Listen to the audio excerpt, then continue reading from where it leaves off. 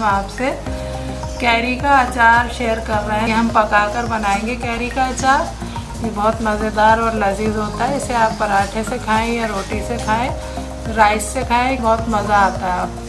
चलें हम अपनी रेसिपी स्टार्ट करते हैं। मेरे चैनल को सब्सक्राइब करें, बेल आइकन पर क्लिक करें ताकि मेरे आने वाली लेटेस्ट अपडेट सबसे पहले आपको मिले। ये हमने 250 ग्राम कैरियाँ ले ली हैं, इस तरह लंबाई में कटेंगी। ये हमने लिए 1 टेबल स्पून कुटी हुई मिर्चें, 1 टीस्पून नमक, 1 टीस्पून कलौंजी, 2 टेबल स्पून अचार का मसाला, 2 टेबल स्पून चीनी।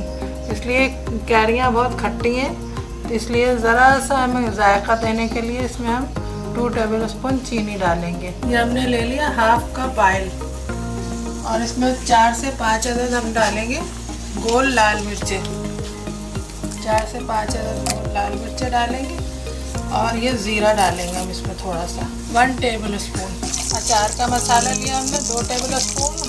1 टीस्पून हमने लिए कलौंजी, 1 टीस्पून लिया हमने कुटी हुई लाल मिर्चें और 1 टीस्पून हमने लिया है नमक। अब ये हम इसमें डाल देंगे। हमारा मसाला अच्छी तरह पक गया। अब हम इसमें कैरियाँ डालेंगे, ये अपनी चीनी डालेंगे साथ साथ। ये हमने 2 टेबल स्पून चीनी ली थी, 2 टेबल स्पून इसमें हम पानी डालेंगे।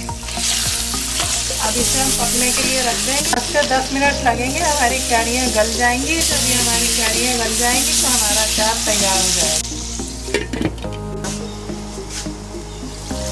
वाह, हमारा अचार तैयार हो गया। देखिए कितना अच्छा लग रहा है, देखिए कितना अच्छा इसका लुक आ गया। ये आप पराठे से खाएं, रोटी से खाएं, चपाती से खाएं, राइस से खाएं, बहुत मज़ेदार लगता है। किसी सालन की भी ज़रूरत नहीं है इसके, ये सालन के तौर पर भी खा सकते हैं और आप इसको दाल सब्ज़ी के साथ तो बहुत इंजॉय करेंगे। इसे आप फ्रिज में रखें और इसे आप इसे 1 महीना तक भी खा सकते हैं, ज़्यादा दिन तक आप इसे सेव करके खा सकते हैं। चलें हम इसे डिश आउट करते हैं। ये हमने होममेड अचार तैयार किया है, घर में ये पकाकर तैयार किया है और ये बहुत मज़ेदार और लजीज होता है। आप इसे पराठे से खाएं, रोटी से खाएं, चपाती से खाएं, राइस से खाएं और सहरी में इसको एंजॉय करें, आपको बहुत मज़ा आएगा। आप मेरे चैनल को सब्सक्राइब करें, लाइक करें, शेयर करें और मुझे कमेंट दें। इंशाल्लाह मैं अगली रेसिपी के साथ हाजिर होंगी। अल्लाह हाफिज़।